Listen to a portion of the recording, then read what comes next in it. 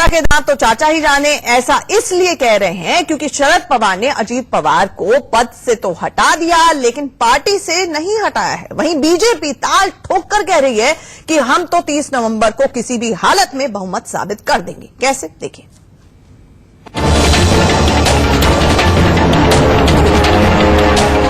शनिवार की सुबह महाराष्ट्र की राजनीति में एक बड़ा भूचाल लेकर आई। शरद पवार के परिवार में फूट पड़ गई। उनके भतीजे अजीत पवार बागी हो गए और बीजेपी को समर्थन दे दिया। फिर क्या था, सुबह 5:47 पर सूबे से राष्ट्रपति शासन हटा दिया गया। करीब 7:30 बजे राज्यपाल भगत सिंह कोश्यारी ने फडणवीस को मुख्यमंत्री और अजीत पवार को उप मुख्यमंत्री पद की शपथ दिलाई। इस आश्चर्यजनक उलटफेर की खबर से सभी बहुत चक्के रह गए। इतने बड़े भूचाल आने के बाद अब बारी थी बचाव की। शायद बीजेपी को लग रहा था कि शिवसेना, एनसीपी और कांग्रेस तीनों शांत बैठ जाएंगी, पर हुआ उसका उल्टा। तीनों ने एक सुर में कहा कि यह लोकतंत्र के खिलाफ है और देवेंद्र फडणवीस और अजीत पवार को शपथ दिलाए जाने के राज्यपाल के फैसले को कांग्रेस, शिवसेना और एनसीपी ने सुप्रीम कोर्ट में चुनौती दे डाली। इस बड़े उलटफेर के बीच शिवसेना के साथ प्रेस कॉन्फ्रेंस में एनसीपी सुप्रीमो ने कहा कि हमारे पास नंबर है और सरकार तो हम ही बनाएंगे। पर राजनीति संभावनाओं का खेल है। महाराष्ट्र में मचे महाड्रामे के बीच सूत्रों के हवाले से यही खबर है कि 30 नवंबर को देवेंद्र फडणवीस किसी भी हालत में बहुमत सिद्ध कर लेंगे और फडणवीस बहुमत भी एनसीपी के समर्थन से ही सिद्ध करेंगे। भले ही शरद पवार ने लोगों को ये दिखाया कि अब सब कुछ सही ट्रैक पर जा रहा है, वो शिवसेना और कांग्रेस के ही साथ है, पर वास्तव में तस्वीर थोड़ी अलग है। कहीं न कहीं शरद पवार अब भी बीजेपी के लिए ही काम कर रहे हैं, इसलिए उन्होंने अजीत पवार को पद से निष्कासित किया, पार्टी से नहीं निकाला। महाराष्ट्र के deputy CM Ajit Pawar BJP के सीनियर नेताओं के साथ शनिवार देर रात वकीलों के पास पहुंचे और कानूनी विकल्प को लेकर सलाह मशवरा किया।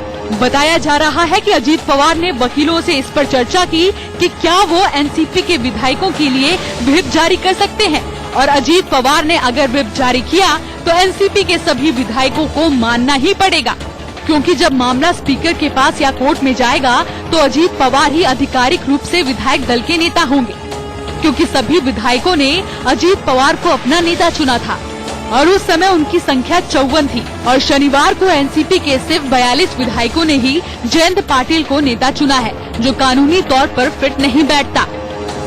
सूत्रों की माने तो ये सब कुछ एक बड़े प्लान के तहत हो रहा है।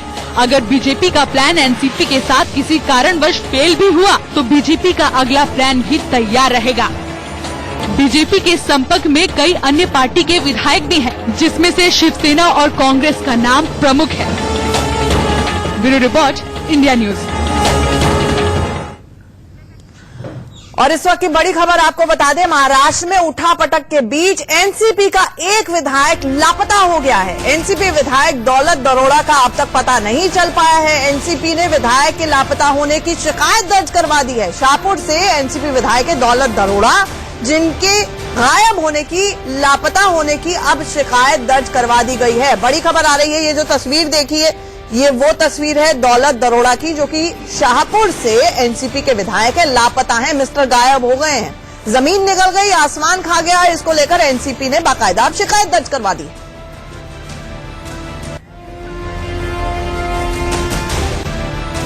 एक और विधायक हैं विपिन पवार, वो नितिन पवार, माफ कीजिएगा, वो भी गायब बताए जा रहे हैं। यानी कि अभी तक का काउंट बताया जा रहा था 50, अब उसमें से 2 गायब हो गए हैं, जिनका नाम है दौलत दरोड़ा और नितिन पवार। अब सवाल यही है कि धरती निकल गई, आसमान खा गया, कहां चले गए, या फिर ये बीजेपी के संरक्षण में आ गए। रमन मलिक, आपको उनके वेयर अबाउट्स का पता है? कि भारत के इतिहास में एक सरकार जो हमेशा भारत के लिए सोचती है, भारत के साथ रहती है, वो है। लेकिन अब गुमशुदगी के विषय पे भी अगर आप सरकार से पूछेंगे तो वो एक अजीब बात होगी, जो अपना घर नहीं संभाल सकते। अरे देवेंद्र फडणवीस मुख्यमंत्री है, लॉ एंड ऑर्डर तो आपके हाथ में है सर। तोड़ना भी आपके हाथ में, उसको लागू करवाना भी आपके हाथ में। मैं आपको संज्ञान में लाता हूँ। हाँ। एक वरिष्ठ अंग्रेजी पत्रिका में सुबह लिखा हुआ है, क्योंकि सामना जो है वो तो एक टैबलॉइड सा है, मैं उसको बहुत सीरियसली लेता नहीं। उसमें लिखा हुआ है कि जी the reason this happened is not due to delay by Congress but because some people left NCP. और ये बोलते हैं अहमद पटेल। तो जो अहमद पटेल साहब अभी से ही एनसीपी को कटघरे में खड़ा कर रहे हैं, और कोई नई बात नहीं है अहमद पटेल साहब के लिए कि अपना जो कत्ता चिट्टा है वो छोड़ के दूसरे के सर पे पटक दें। तो अब मैं मानता यही हूं कि उनके ऊपर होगा कि ठीक है, माफ कीजिएगा, आपका कनेक्शन थोड़ा सा दुरुस्त करना होगा रमन मलिक। लेकिन आगे बढ़ते हुए, भारत की राजनीति में चाचा भतीजे के रिश्ते का अहम रोल रहा है। उत्तर प्रदेश से महाराष्ट्र तक आपने चाचा भतीजे का सियासी ड्रामा देखा है। आपको इतिहास की कुछ और ऐसी ही कहानियां आप दिखाते हैं।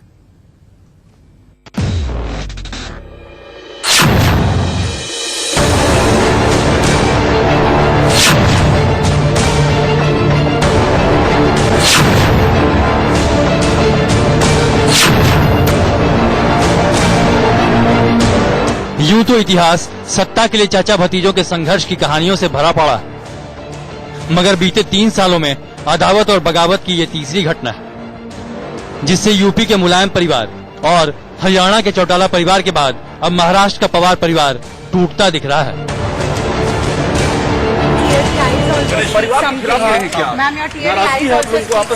I will make an official statement and I will lead from the front. सीधी बात है, एक बार ये मेजोरिटी एस्टेब्लिश करने का जो मौका दिया है वो पूरा होने के बाद ऐसे उसी की सरकार बनाएंगे। सरकार बनाने में कोई दो राय नहीं, सरकार हम बनाएंगे, बना सकते हैं और नंबर हमारे पास है। ऐसा ही घमासान 3 साल पहले मई 2016 में उत्तर प्रदेश में समाजवादी पार्टी में शुरू हुआ था। भाई मुलायम सिंह यादव के साथ पार्टी को सत्ता तक पहुंचाने वाले शिवपाल यादव मुख्यमंत्री और प्रदेश अध्यक्ष पर काबिज भतीजे अखिलेश यादव को खटकने लगे। वजह बनी बाहुबली मुख्तार अंसार की पार्टी कौमी एकता दल का समाजवादी पार्टी में विलय का प्रस्ताव। शिवपाल विलय चाहते थे, जो अखिलेश को नामंजूर था। भतीजा अड़ गया तो चाचा उखड़ गया।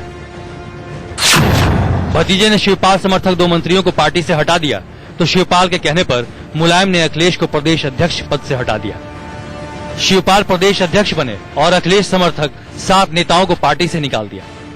और 10 दिन बाद मुलायम ने दूसरे भाई रामगोपाल यादव और बेटे अखिलेश को भी पार्टी से निकाल दिया, जिस पर चाचा रामगोपाल ने पार्टी का विशेष अधिवेशन बुलाकर मुलायम की जगह अखिलेश को राष्ट्रीय अध्यक्ष घोषित कर दिया और शिवपाल को भी प्रदेश अध्यक्ष पद से हटा दिया। विवाद चुनाव आयोग तक जा पहुंचा, जहां पार्टी के ज्यादातर विधायकों और पदाधिकारियों के समर्थन के चलते अखिलेश की जीत हुई।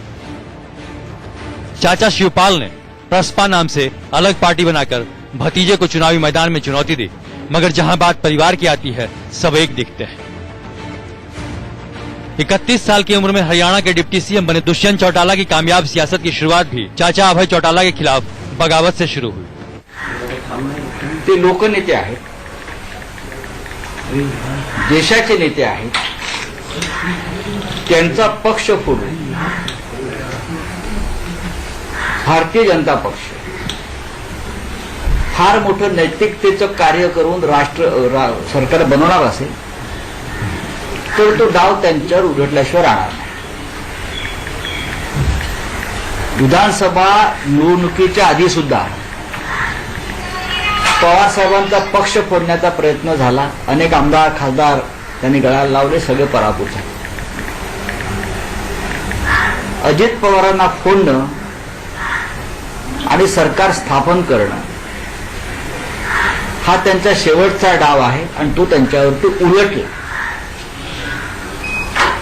अजित पवार यांच्याबरोबर राष्ट्रवादी काँग्रेसचे 5-25 आमदार जातील आणि बहुमत सिद्ध करता येईल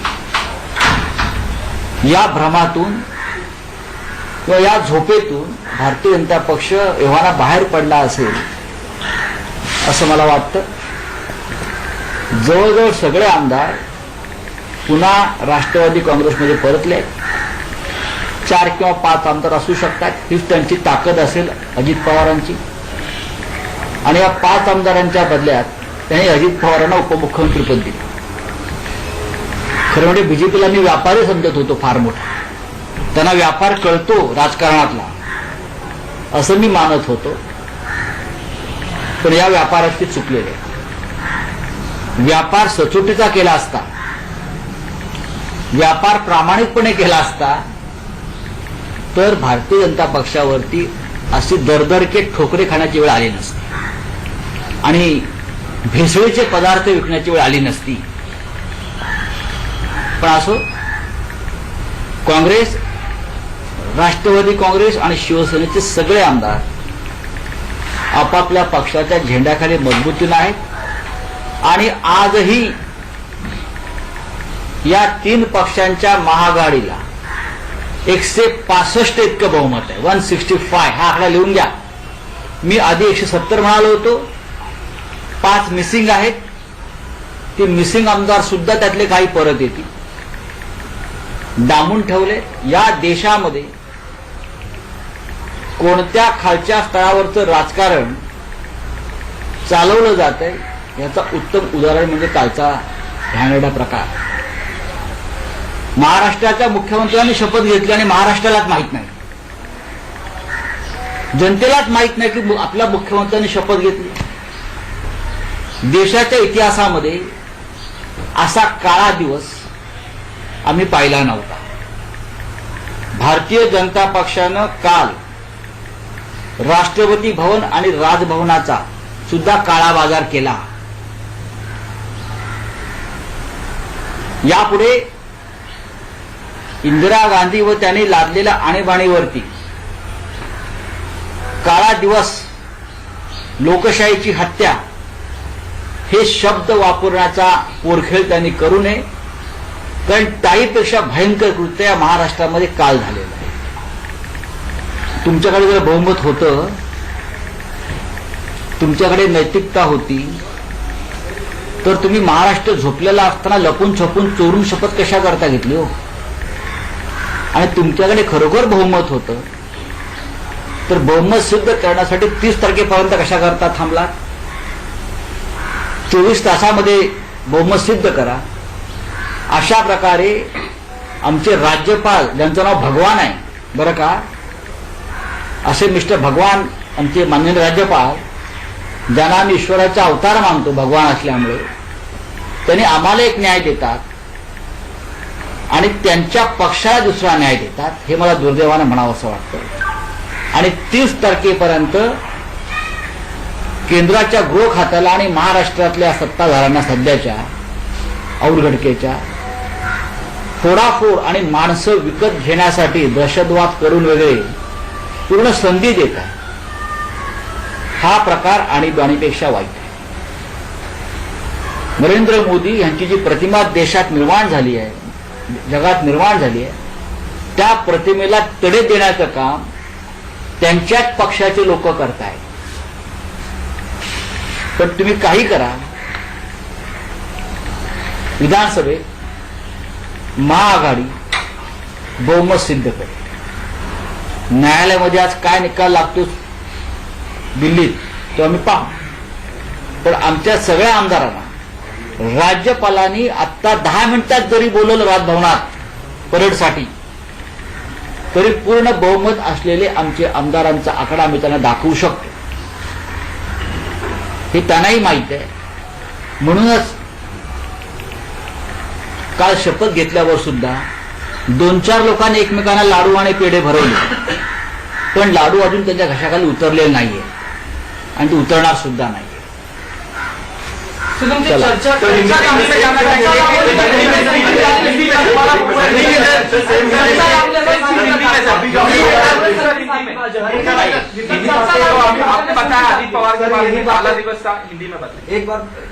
देखिए, कल महाराष्ट्र के इतिहास में, देश के इतिहास में लोकतंत्र के लिए काला दिन था, ब्लैक सैटरडे. जिस तरह से महाराष्ट्र के राजभवन में महाराष्ट्र के मुख्यमंत्री ने शपथ ग्रहण किया, वो एक्सीडेंटल शपथ ग्रहण था। महाराष्ट्र के मुख्यमंत्री शपथ ग्रहण करते और महाराष्ट्र की जनता को पता नहीं, ये पहली बार देश में हुआ। एक राज्य का मुख्यमंत्री शपथ ग्रहण करता, वो एक्सीडेंटल शपथ ग्रहण था। महाराष्ट्र के मुख्यमंत्री शपथ ग्रहण करते और महाराष्ट्र की जनता को पता नहीं, ये पहली बार देश में हुआ।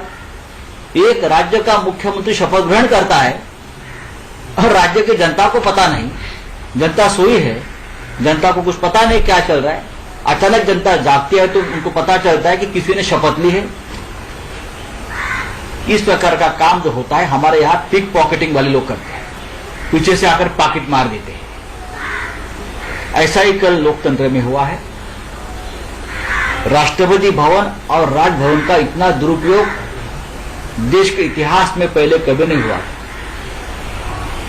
5 बजे राष्ट्रपति भवन से आदेश आता है और महाराष्ट्र का राष्ट्रपति शासन को हटाया जाता है। इतनी क्या जल्दी थी? शिवसेना को 24 घंटे भी नहीं देते हैं, एनसीपी को 24 घंटे भी नहीं मिल जाते हैं, लेकिन एक फर्जी डॉक्यूमेंट अजीत पवार लेके जाता है राजभवन में, फर्जी डॉक्यूमेंट, और उसको सही मानकर महाराष्ट्र के राज्यपाल श्रीमान आदरणीय भगवान जी कोश्यारी जी वो फर्जी डॉक्यूमेंट को सही मानकर उनको शपथ ग्रहण करते हैं महाराष्ट्र के मुख्यमंत्री का। ये मौका शिवसेना को क्यों नहीं मिला? ये मौका एनसीपी को क्यों नहीं मिला? आज हम तीनों पार्टी की तरफ से राज्यपाल जी को सत्ता बनाने का दावा हम पेश करने वाले थे। उससे पहले जिस प्रकार से डाउनपेज षड्यंत्र रचा है बीजेपी ने, वो काला दिन है। अब बीजेपी को यह अधिकार नहीं कि इंदिरा गांधी के आपातकाल को काला दिन कहे, लोकतंत्र की हत्या कहे। उससे भी घृणास्पद कार्य महाराष्ट्र में छत्रपति शिवाजी महाराज के महाराष्ट्र में कल हुआ है, मैं आपको बताना चाहता हूं। लेकिन आप कुछ भी करें, हमारे पास बहुमत है। अगर राज्यपाल आज भी कहे, अभी कहे 10 मिनट में, तो बहुमत का आंकड़ा लेकर विधायकों के साथ राज्यपाल जी के सामने हम बहुमत का परेड कर सकते हैं, अभी कर सकते हैं। सर, पूरे महाराष्ट्र में चर्चा है, लोग ये कह रहे हैं कि बिना शरद पवार की मर्जी के अजित पवार ये नहीं कर सकते। ये गलत है, कितना भरोसा है? ये गलत है, ये भ्रम बीजेपी के लोग फैला रहे हैं। सर, कांग्रेस झूठ बोलने में उनका हाथ कोई पकड़ेगा नहीं। सबसे पहले वो शिवसेना से झूठ बोले हैं। चुनाव से पहले जो वादे किए थे वो आप मानने को तैयार नहीं। पहला झूठ। दूसरा झूठ, हमारे पास बहुमत नहीं, हम सरकार नहीं बनाएंगे और हम तोड़ फोड़ कर सरकार नहीं बनाएंगे, ये दूसरा झूठ। और तीसरा झूठ जो आपने बताया कि पवार साहब के सहमति से अजित पवार ने बगावत की, ये तीसरा झूठ। और चौथा झूठ जो है वो जब बहुमत सिद्ध करने जाएंगे तब उनका नकाब होता है। संजय काकड़े आज मिलने गए हैं सिल्वर ओक पर, यह माना जा। सर, आपकी क्या मांग रहेगी? अजित पवार पर क्या कार्रवाई होना चाहिए? आपके पास 165 का है, तो उसमें से एनसीपी का कितना है? 49। एंड इंडिपेंडेंस वो आपको क्या, वो विधानसभा में सर अगर बता पाए, क्योंकि वी आर अंडरस्टैंडिंग कहाँ मैंने टैली हम करेंगे ना, टैली करने की मीडिया की नहीं है। सर, बीजेपी की तरफ से आपको धमकी मिल रही है, अभी आपने जो आज तक ऐसा कुछ बयान दिया। देखिए, विधायकों को मिल रही है, सब पार्टियों को। हमको तो खुलेआम धमकी वो चैनल पे दे रहे हैं उनके मंत्री और जो उनके नेता है ना, चैनल पे मेरे नाम से मुझे धमकियां दे रहे हैं। फोन पे? हाँ, अरे संजय राउत डरने वाला नहीं है, कुछ नहीं। हम डरने वाले, हम बाला साहब ठाकरे की शिवसेना का हम डरने वाले नहीं है। हम आपको डराकर भगा देंगे और उनकी अंत की शुरुआत अब हो गई। अब देख लीजिए, ये उनका आखिरी खेल है, ये फंस जाएगा। अपने खेल में बीजेपी फंस गई। सर, अजित पवार पर क्या कार्रवाई हो? शिवसेना कोई मांग कर रखेगी अपनी? कोई कार्रवाई नहीं। अजित पवार कोई बड़े नेता नहीं है, बीजेपी का एक भ्रम था।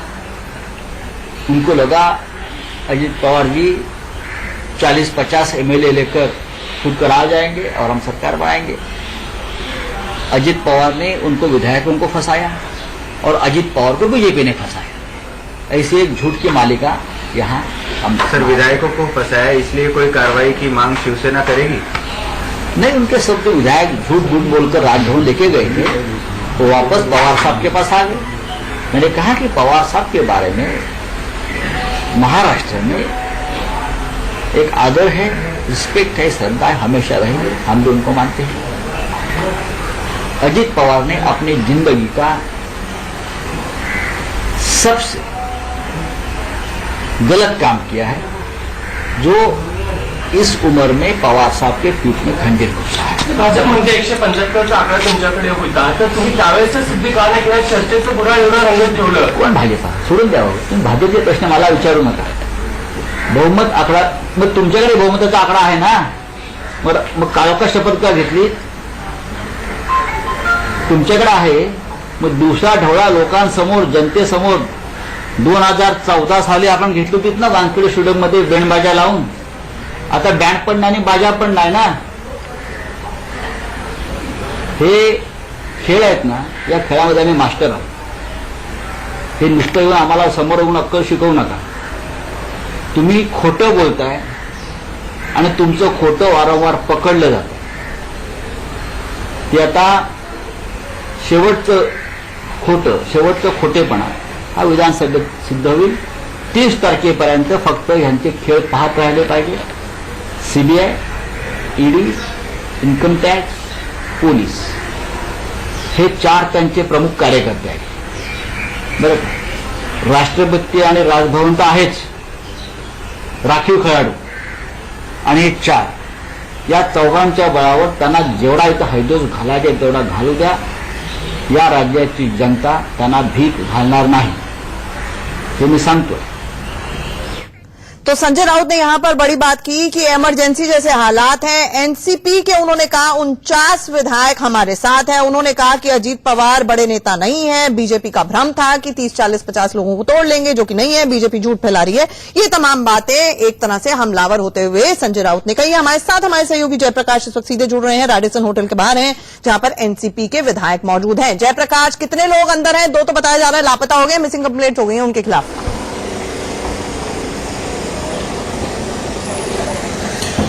जी बिल्कुल, 2 विधायकों के नाम पे अभी मिसिंग कंप्लेंट हुआ है और सूत्रों के अनुसार हमको ये खबर है कि रेनेसेंस होटल जो है जो पोवे में मुंबई में है, वहां पे अभी 42 MLAs 22 MLAs अंदर हैं. ये जो वही विधायक हैं जिन्होंने शरद पवार जी का सपोर्ट किया था, कल प्रेस कॉन्फ्रेंस में थे, उनके पीछे ही बैठे हुए थे. जब प्रेस कॉन्फ्रेंस का खत्म हो गया, सबको बस में लेके आए और यहाँ पे ठहरे गए हैं. कल रात से यहीं पर ठहरे हुए हैं. देखना पड़ेगा कि सुप्रीम कोर्ट में आज केस है 11:30 बजे. उसके बाद में क्या डेवलपमेंट जयप्रकाश, आपने बोला कि आपकी जानकारी के मुताबिक अंदर 22 लोग हैं, बाकी कहां हैं फिर?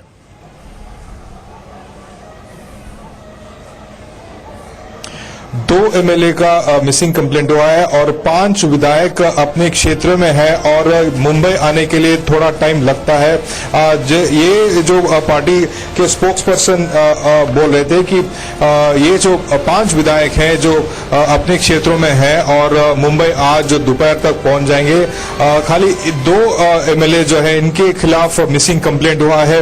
और आंकड़ों की बात की जाए तो अजित पवार के पास अभी 5 से 7 विधायक होंगे शायद. अगर ये 5 विधायक आज मुंबई नहीं पहुंचेंगे तो हम ये साफ. अजीत पवार की तो बाकायदा फोटो अब शुरू हो गई है. औरंगाबाद में एनसीपी के जो MLA हैं उनके साथ तस्वीर सामने आई है. थोड़ी सी एक ब्लर्ड है और ये देखिए बिल्कुल सही वाली तस्वीर है जो आप देख रहे हैं आपकी टेलीविजन स्क्रीन पर, जिसमें नजर आएगा अजीत पवार फोटो ऑफ कर रहे हैं. ये मिठाई का डब्बा दिया जा रहा है अजीत पवार को. डिप्टी CM बने हैं भाई, कितने दिन के लिए बने ये सवालों के घेरे में हो सकता है क्योंकि सुप्रीम कोर्ट में मामला है. लेकिन ये तस्वीरें देखिए. चलिए, औरंगाबाद के विधायक, हमें एक लिस्ट बनानी पड़ेगी क्योंकि बहुतों कंफ्यूजन है. आतामाजी सड़कली जैसे बोला जाता है ना मुंबईया भाषा में, बिल्कुल वही हालत है कि कौन कहां पे किस वक्त है. ये हमें देखना होगा, समझना होगा, लिस्ट तैयार करनी होगी. वही लिस्ट जो कि शिवसेना, बीजेपी, एनसीपी और कांग्रेस तैयार कर रही है, हमें न्यूज चैनल वालों को भी करनी पड़ रही है क्योंकि कौन कहां पर है, कौन मिस्टर इंडिया बना हुआ है, ये बहुत बड़ा सवाल है। क्योंकि कौन किसके लिए वोट करेगा, किसके साथ रहेगा, ये देखना होगा। हर पल समीकरण बदल रहे हैं, हर पल संख्या बल बदल रहा है। ऐसे में रमन मलिक, मुझे एक छोटी सी बात बता दीजिए। एक शहंशाह पिक्चर का गाना होता था, अंधेरी रातों में सुनसान राहों पर। अब उसको एक आजकल का वर्जन चल रहा है, अंधेरी रातों पे सुनसान राहों पर। हर सरकार बनाने के लिए एक शहंशाह निकलता है जिसे लोग डैश डैश कहते हैं, क्योंकि ये कुल मिला के संजय राउत ने अभी अभी अटैक किया। जवाब देखिए, सबसे पहले तो मैम मैं एक चीज आपके सामने रखना चाहूंगा कि आज जिस प्रकार से कुछ लोग बाला साहब का और शिवाजी महाराज की बात करते हैं, बहुत अच्छा है प्रेस कॉन्फ्रेंस में बोलने के लिए, लेकिन क्या वो लोग उन्हीं की जो दी हुई गाइडलाइंस थी उन पर किसी भी प्रकार से चल रहे हैं? एक टैबलॉइड का कोई एडिटर आके कुछ बोल जाए, उससे बहुत फर्क नहीं पड़ता। एक मात्र एक जिसे बोलते हैं छोटा सा टैबलॉइड इधर उधर जो बिखरता है उसका। और दूसरी चीज कि जो लोग महाराष्ट्र की पीठ पे खंजर घोंप चुके हैं, जिन्होंने महाराष्ट्र की 6 करोड़ से ऊपर जनता को खंजर घोंप के ये बात करी है, वो कहां अपने आप को बात करेंगे? आज आप संविधान के विषय की बात कर रहे हैं, मैं आपसे यही पूछूंगा बार बार कि फ्लोर टेस्ट होएगा, उसमें सामने आ जाएगा। हमने कभी खरीद फरोख्त तो करी नहीं है। और बिल्कुल सही बात है, ना तो राज्यपाल के घर पर ना ही सुप्रीम कोर्ट के अंदर फ्लोर टेस्ट होते हैं। Floor test floor of the house पर होते हैं, और जहां पर दूध का दूध पानी का पानी हो जाएगा। बीजेपी की अब तक की दलील यही है। आगे बढ़ेंगे, सुर्खियों पर एक नजर।